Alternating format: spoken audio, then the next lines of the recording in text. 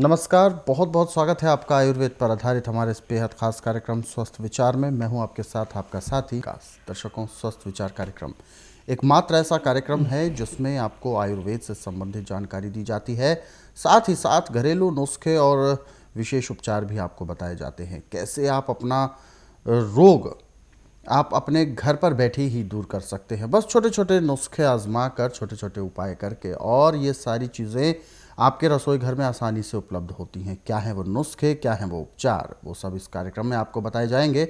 और इन सभी विषयों में हमारा मार्गदर्शन करेंगे जाने माने आयुर्वेद के ज्ञाता, गायत्री सिद्ध पंडित श्री लक्ष्मण दास रतन भारद्वाज जी। चलिए, सबसे पहले गुरु जी का स्वागत करेंगे, कार्यक्रम की शुरुआत करते हैं। गुरु जी नमस्कार। नमस्कार। दर्शकों, ये कार्यक्रम आपके लिए है और हम चाहते हैं कि आप इस कार्यक्रम का हिस्सा बनें। यदि आपके साथ किसी भी प्रकार का रोग है, कोई भी शारीरिक कष्ट है, तो सीधे तौर पर आप इस कार्यक्रम से जुड़ सकते हैं। फ़ोन उठाएं, हमें कॉल मिलाएं, या आप हमें व्हाट्सएप के ज़रिए संदेश भी भेज सकते हैं। और साथ ही साथ आप सभी को हम ध्यान दिलाना चाहेंगे, जब भी आप इस कार्यक्रम को देखने बैठें तो कॉपी और पेन लेकर ज़रूर बैठा करें। जो भी नुस्खे, जो भी उपचार आप तक पहुँचाए जाते हैं, उनको आप लिख ज़रूर लें। चलिए आगे बढ़ते हैं और शुरू करते हैं अपने आज के इस अंक में नए विषय पर चर्चा। गुरु जी, आज के इस अंक में हम एक ऐसे विषय पर बात करने जा रहे हैं जिसे हम दुर्घटना के तौर पर मानते हैं। कोई परेशानी या कोई रोग नहीं है, जिसे कोई भी एक घटना होती है, आग से जल जाते हैं। जलने के बाद त्वचा पर फफोले पड़ जाते हैं, नहीं ध्यान दिया जाता तो निशान रह जाते हैं, दर्द बहुत होता है, कभी कभी उसमें से पानी निकलने लगता है। ऐसी कई चीज़ें होती हैं जब आग से व्यक्ति जल जाता है तो। और ये घटनाएं जब होती हैं अक्सर घरों में होती हैं। और ऐसे में जब तक हॉस्पिटल ले जाया जाए या जब तक डॉक्टर के पास तक ले जाया जाए, तब तक काफ़ी समय लग जाता है, देर हो जाती है। तो ऐसे में हमारे दर्शकों को वो सावधानियां क्या बरतनी चाहिए, कैसे हम इनका जो फर्स्ट एड के तौर पर, प्राथमिकी के तौर पर हम क्या कुछ कर सकते हैं, वो सारी चीज़ें हम आज आपसे जानना चाहेंगे। देखिए, सर्दी के मौसम में ज़्यादा जलने के चांसेस होते हैं। जी। और आग से जलना बहुत ही भयंकर दुर्घटना है। और इसमें जलने से एक तो आदमी से वो जो जलन होती है वो बर्दाश्त नहीं होती, और चमड़ी काफ़ी गहरी जल जाती है। अब शहरों में तो जगह जगह पे डॉक्टर हैं, वहाँ तो कुछ भी करा सकते हैं, परंतु गांव में, देहात में जो है डॉक्टर कम होते हैं, बहुत कम होते हैं।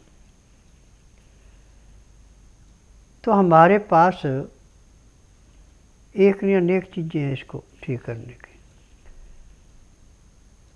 आलू तो हमेशा 12 महीने घर में रहता है। आजकल तो आलू 12 महीने मिल रहा है। बिल्कुल। सिल बट्टे को अच्छी तरह धो के उस पर नमक मिर्च नहीं होना चाहिए। आलू को चटनी की भांति पीसो, यदि आपके पास मिक्सी है तो उसमें ग्राइंड कर लो जी। और जैसे क्रीम लगाते हैं ऐसे उसके ऊपर लेप कर दे जहाँ से जल गए। तो आलू को पीस करके लगाने से ज़्यादा 10 या 12 सेकंड लगेंगे और उसमें जल नहीं रहेगी, शांति मिल जाएगी। और जो उसमें पानी रिश्ता था, पानी भरता है, फफोले आते, वो नहीं आएंगे। परंतु ये जलने के 15-20 मिनट के अंदर अंदर हो जाना चाहिए। आधे घंटे बाद फफोले आ जाते हैं, फिर उसमें परेशानी होती है। और यदि फफोले हो गए हैं तो आप झाड़ू की सीख लेके उस फफोले पे कहीं भी छोटा सा सुराख कर दे, पानी निकाल दे, फिर आलू का लेप कर दे, तो वहाँ दाग नहीं पड़ेगा और इसके साथ जलन भी बंद हो जाएगी। यदि आलू आपके पास नहीं है तो परवल जो है ये करीबन 8-10 महीने सब्जी के रूप में मिलता है। तो 250 ग्राम परवल लेके उनको काट के 1 गिलास पानी में उबालें। जब 1 गिलास का आधा गिलास पानी रह जाए तो उसको नीचे उतार के छान के उस पानी में सूती साफ कपड़ा भिगो के उस जले हुए स्थान पर रख दें। तो इससे भी ऐसे ठंड पड़ेगी जैसे बर्फ रखी है। और परवल भी आपके पास नहीं है तो सर्दी के मौसम में बथुआ तो करीबन हर घरों में सब्जी के रूप में आता है। तो बथुए को सिल बट्टे को अच्छी तरह धो ले, उस पर नमक मिर्च नहीं होना चाहिए, नहीं तो थोड़ा जलन पैदा करेगा। पीस के उसको बिल्कुल मक्खन जैसा मुलायम करके और जहाँ पे स्थान जला है वहाँ पे उसका लेप कर दें, या उसका पानी निचोड़ करके कपड़ा भिगो के वो कपड़ा बिछा दें। जब तक वो कपड़ा गीला रहेगा आपको वहाँ पे ठंड महसूस होगी, जलन नहीं होगी और छाला भी नहीं आएगा। यदि छाला आ गया तो उसका पानी निकाल दें, परंतु झाड़ू की सीख से, लोहा नहीं लगाना उसमें, और फिर रख दें। अब पानी नहीं भरेगा, ठंड पड़ेगी। 4-5 बार आप ऐसे करेंगे तो चमड़ी ऐसे उतरेगी जैसे रेता शरीर से झड़ता है, ऐसे झड़ेगा, नीचे से साफ चमड़ी आएगी, उस पर दाग नहीं पड़ेगा। परंतु इसमें एक बात का ध्यान रखना कि आपने चाय, कॉफ़ी, मीट, अंडा, मछली बिल्कुल नहीं खाने इनके बीच में। और खाने के बीच में ज़्यादातर मूंग की दाल, हरी पत्तेदार सब्जियाँ और मोठ, मूंग, काला चना और सोयाबीन, ये 4 अनाज मिला कर के आटा पिसा के उसकी रोटी खानी है। सब्जी चाहे पत्तेदार लें, चाहे नरम छिलके वाली लें, चाहे मूंग की, मलका की, मसूर की, मोठ की दाल लें। इसके साथ खाना खाना, दिन का खाना आप 12 बजे से पहले पहले, रात्रि का खाना दिन अस्त होने से पहले। दिन में खाना खाने के बाद 5 मिनट के लिए वज्रासन बैठ जाएं। वज्रासन से उठ के 10 मिनट आप थोड़ा सा घूम करके फिर सब आसन लेट जाएं।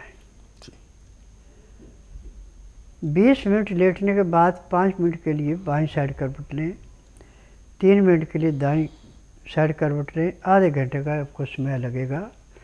आप इसमें उठ के जो भी काम धंधा करते हैं उसको करें, परंतु जो अंग जल गया था उसमें आपको जल नहीं हो गया। परंतु तीनों नुस्खों में से जो भी आपको अच्छा लगे उसको अपनाते रहें, तो ना तो दाग पड़ेगा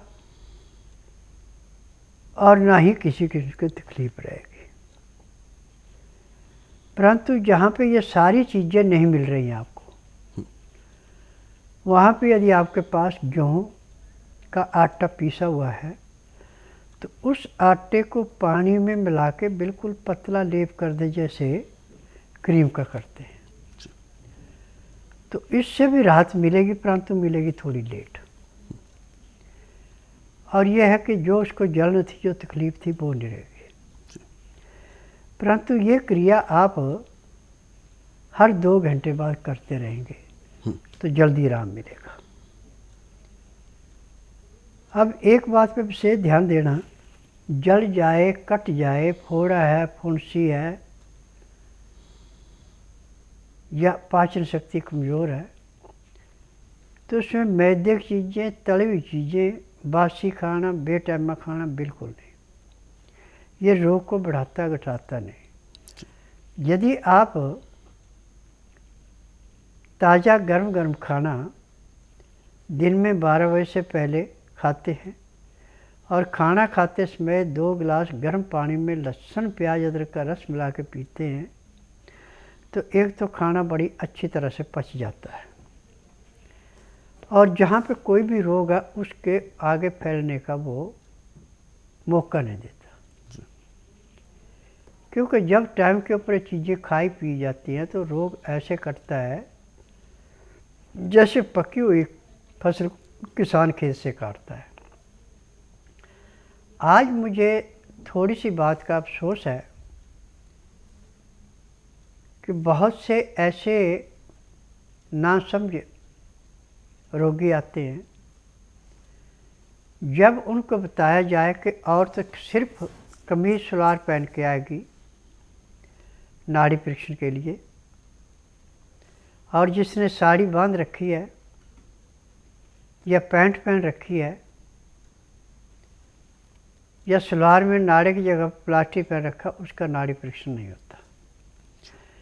यदि नाड़ी परीक्षण में वो चीज़ मिल जाती है तो उसको दवाई नहीं दी जाती, उसको कहते पहले कपड़े बदल के आओ। और कई फिर बहस करने लगते हैं कि ये आपके जो भी क्वेश्चन हम फॉलो कर रहे हैं, अब साड़ी में और सूट में अंतर क्या है? तो साड़ी में सूट में अंतर इतना है जैसे ज़मीन का और आसमान का है। साड़ी में आपकी कमर नंगी रहेगी, कमर में नंगी में जो हवा लगेगी वो रोग को दिन दुगने रातें चौगुनी बढ़ाएगी इन दवाइयों के साथ। यदि आपने सूट पहन रखा है तो आपका रोग ऐसे समाप्त होगा जैसे जलती अग्नि में पतंगा नष्ट होता है। अब मुझे टीवी के माध्यम से बोलने में कोई संकोच नहीं है कि स्वस्थ विचार एकमात्र ऐसा आश्रम है जिसमें ना रोगी मुंह से बोलता है कि मुझे तकलीफ़ है, ना कागज पत्तर लाना पड़ता है, ना किसी मशीन से टेस्ट होता है। यहाँ पे रात 10 बजे तक खा पी के दातन कूला करके बड़ी इलायची आप मुंह में रख के चूसते हैं, और जब तक नाड़ी परीक्षण कराए पानी की एक बूंद भी मुंह में नहीं जाती है तो नाड़ी परीक्षण में पैर के तलुए से सिर के बाल तक की MRI, CT scan, x-ray, ultrasound, ECG, sonography सब कुछ 5 सेकंड में हो जाते हैं। उसके बाद दवाइयाँ खाने की हैं, पीने की हैं, मालिश करने के तेल हैं, आँख में, नाक में, कान में जो भी रोग है उसकी दवाइयाँ दी जाती हैं। यदि दवाइयाँ रोगी नियम से लेता है, परहेज करता है, तो जिस दिन आश्रम में आता है उसी दिन रोगी को कम से कम 15 से 20% आराम भी मिल जाता है। मेरा नाम राधेश्याम भंडारकर, मैं गोंदिया महाराष्ट्र से आया हूँ। अचानक मेरे बीवी को थोड़ा आँखों में कम दिखना चालू हुआ तो मैं गोंदिया गया। गोंदिया से इलाज करवाया तो उन्होंने नागपुर भेजा, बड़े दवाखाने में। वहाँ MRI करवाए तो डॉक्टर ने बोला है कि इनको ब्रेन ट्यूमर हो गया है तो ऑपरेशन करना पड़ेगा। 1-1.5 लाख रुपए का खर्च बताया था। फिर हम वहाँ से वापस आए और फिर गांव में हमारे एक मित्र है श्रीनिवास एला गोनीवार, उनसे सलाह मशवरा करके बताया तो उन्होंने बताया कि भाई फलाने जगह जाओ दिल्ली गुरुजी के पास। तो वहाँ से फिर हमने YouTube पे इनका कार्यक्रम देखे और घर में TV पे भी कार्यक्रम देखे। तो वहाँ से हम यहाँ आए। यहाँ आने के बाद गुरुजी ने हमें 15 दिन की दवा दी। 15 दिन की दवा खाने के बाद थोड़ा ठीक महसूस होने लगा। तो आँखों की रोशनी जो कम थी वो अभी जो दूर का दिख नहीं रहा था वो अभी दिखना चालू हो गया है। मैं अमरीक सिंह डिस्ट्रिक्ट फतेहगढ़ साहब से हूँ। गांव मेरा जमाड़ा है। मैं अपने कैंसर के इलाज के लिए यहाँ आया हूँ। पहले भी बहुत डॉक्टरों को दिखाया है, पटियाला में भी, सरहंद में भी, खन्ना में भी, हर एक ऑपरेशन को बोलता था ये ऑपरेशन कराओ ठीक हो जाऊगा। फिर टीवी में देखा गुरुजी का स्वस्थ विचार में, उसके बाद यहाँ आया। अब मेरे को 50% फ़र्क है। आगे बढ़ते हैं कार्यक्रम में। बहुत सारे दर्शक हमारे साथ जुड़ गए हैं लाइन पर, आइए उनसे बात करते हैं। हेलो। हेलो। हाँ जी, नमस्कार। नमस्कार, मुझे गुरुजी से बात करनी है। बिल्कुल, गुरुजी आपको सुन रहे हैं, पूछिए क्या सवाल है आपका। गुरुजी नमस्कार, मैं सीमा बोल रही हूँ कानपुर से जी। मेरे बेटे को 22 साल का है, उसको B12 की कमी आ गई है, उसके लिए कोई उपाय बताइए। देखो बेटा, मैं नाड़ी वैद्य हूँ, मैं डॉक्टर नहीं हूँ कि मेरी दवाई हर जगह मिलती है, और मेरी अपनी फार्मेसी दवाइयाँ बनाने की, मैं दूसरे की दवाइयाँ नहीं बेचता। जब तक नाड़ी परीक्षण से पता न लगे कि इसका बात बिगड़ा, इसका पित्त बिगड़ा, इसका कफ बिगड़ा, तब तक मैं दवाई नहीं देता। और दवाई जिस दिन देता है उसी दिन रोगी को कम से कम 15 से 20% आराम मिल जाता है 2 घंटे के अंदर अंदर। यहाँ आने का नियम है, बुधवार की मैं छुट्टी रखता हूँ, गुरुवार से लेकर मंगलवार तक नाड़ी परीक्षण करता हूँ। नाड़ी परीक्षण में पैर के तलुए से सिर के बाल तक की MRI, CT scan, x-ray, ultrasound, ECG, sonography सब कुछ 5 सेकंड में हो जाती है। फिर उसके बाद मैं बोलता हूँ कि आपको तकलीफ़ है ना, आपको कागज़ पत्तर लाना, ना मुंह से बोलना, ना किसी किस्म की रिपोर्ट लानी है। पैर के तलुए से सिर के बाल तक जो भी अंदर कमियाँ पाई जाएंगे सब दवाइयाँ दी जाती हैं। दवाइयाँ खाने की हैं, दवाइयाँ पीने की हैं, मालिश करने के तेल हैं, आँख में, नाक में, कान में डालने की दवाइयाँ हैं। जब इन दवाइयों को लेते हैं तो 2 घंटे के अंदर अंदर कम से कम 15 से 20% आराम मिल जाता है। और यहाँ की दवाई सारी उम्र नहीं खानी पड़ती, किसी को 15 दिन, किसी को महीना, किसी को 1.5, किसी को 2 महीने। रोग समाप्त होता है, दवाइयाँ बंद हो जाती हैं। आगे बढ़ते हैं कार्यक्रम में। अगला सवाल हमें पूछा है, इनका नाम है नेहा सूद, 37 वर्ष की उम्र है, नागपुर महाराष्ट्र से बात कर रही हैं। इन्होंने एक अपनी समस्या भेजी है कि इनके लीवर में समस्या है, लीवर काम नहीं कर रहा। डॉक्टर्स की रिपोर्ट में बताया जाता है कि लीवर केवल और केवल 30% ही काम कर रहा है और इसके लिए आपको ट्रीटमेंट आज से ही शुरू करना होगा और लगभग लंबा ट्रीटमेंट चलेगा। इसके लिए आप तैयार रहें, ऐसा डॉक्टर्स ने कहा है। तो ये जानना चाहते हैं क्या ये ट्रीटमेंट बेहतर हो सकता है या इसके अलावा कोई औषधि भी हो सकती है? देखिए बेटा, आज पूरे संसार के अंदर मेडिकल साइंस में सिर्फ बिजनेस है, किसी रोग की दवाई नहीं है। जो तकलीफ़ होती है संग को सुन किया जाता है, रोग काटने की दवाई बनी नहीं पूरे संसार के अंदर मेडिकल से। परंतु स्वस्थ विचार एकमात्र आश्रम ऐसा है कि ना तो आपने मुंह से बोलना कि मुझे तकलीफ़ है, ना कागज पत्तर लाना है, ना किसी किस्म की रिपोर्ट लानी है। आपने यहाँ पे कमीज़ सलवार पहन के आना है, सलवार भी नाड़े वाली, कहीं उसमें प्लास्टिक है तो उसमें आपका नाड़ी परीक्षण नहीं होगा। नाड़ी परीक्षण में पैर के तलुए से सिर के बाल तक की MRI, CT scan, x-ray, ultrasound, ECG, sonography सब कुछ 5 सेकंड में हो जाएंगे। फिर उसके बाद दवाइयाँ खाने की हैं, पीने की हैं, मालिश करने के तेल हैं, आँख में, नाक में, कान में डालने की दवाइयाँ हैं। जब ये दवाइयाँ लेंगे तो जिस दिन आएगी उसी दिन आपको 10 से 15% आराम तो ज़रूर मिलेगा। 1 महीने में आपका लीवर चाहे सिकुड़ा हुआ है, चाहे फैटी लीवर, अपने आकार में आ जाएगा। आपका खाना पीना पचेगा, सब कुछ ठीक होगा और पूर्ण रूप से स्वस्थ हो जाएगी। जब तक परहेज रखे तब तक दोबारा किसी किस्म का आपको शरीर में नुक्स नहीं पड़ेगा। जितने भी ये लीवर के नुक्स हैं ये सारे होते हैं मैदे की चीज़ों से, तली हुई चीज़ों से, बासी खाने से, बेटाइम में खाने से, बेटाइम में सोने से, बेटाइम में जागने से, पानी की कमी से। अब जो भी नब्ज में आएगा उसी के अनुसार दवाई दी जाएगी। यदि दवाई नियम से खाएगी, परहेज करेगी तो 1 महीने में आपका लीवर बिल्कुल समतुल ऐसा ही होगा जैसे माँ के पेट से बच्चा जन्म लेके स्वस्थ होता है। यानी स्वस्थ विचार आश्रम आने से पहले जो रोगी है उसको कुछ नियम का पालन ज़रूर करना है। नाड़ी परीक्षण जब होता है यानी सुबह 10 बजे किया जाता है, उससे पहले 12 घंटे तक रोगी का पेट खाली होना चाहिए और यदि महिला है तो उन्हें सूट सलवार में आना है और पुरुष हैं तो खुले कपड़े यानी सूती कपड़े पहन के आएँ तो ज़्यादा बेहतर रहेगा।